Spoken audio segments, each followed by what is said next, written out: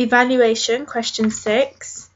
What have you learned about technologies from the process of constructing the product? So over the course I've learnt to use professional software such as InDesign, Photoshop, and professional equipment such as white backdrops, front and back lights, and Canon EOS cameras.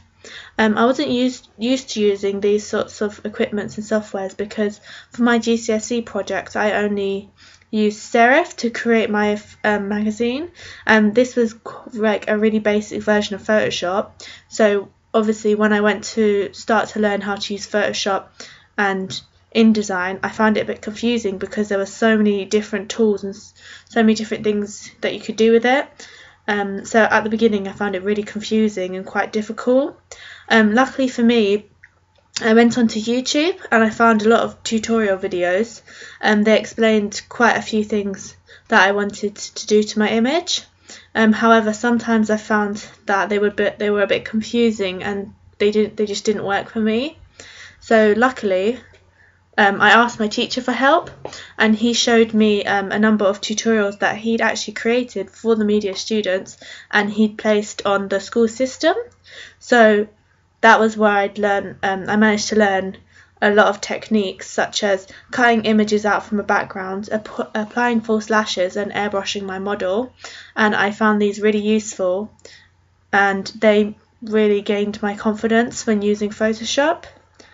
I always use Photoshop to edit my images as I felt like it was more beneficial in creating more of a professional finish, as there was much more you can do to the image than just opening the image on InDesign. I really like the dodge and burn tool, which I use to enhance my model's features, as well as the patch tool, which I use quite often to remove dark circles like just under the eye, and also the spot healing brush tool, which removed any blemishes and created a clearer complexion for my model. As I said, I hadn't used any of the software before, so when starting the course it was the first time I'd used InDesign, and again I found a few difficulties with using it. I couldn't get to grips with placing and resizing the images, as I didn't understand the difference between the blue and brown lines. However, after my teacher taught me how to use them, and also she showed me how to use the grid lines as sort of a guideline, I find it much more easier to line up my images and to be the size that I wanted, and this created a much neater finish which made my product look more professional. I used InDesign to construct all my 7 pages. It was the most easiest way to create such a professional finish. For example, I was able to format the text boxes to place my text into 3 columns, which I know is a vital code and convention of any magazine. I edited all my photos in Photoshop, as I said, and then placed them onto my InDesign magazine.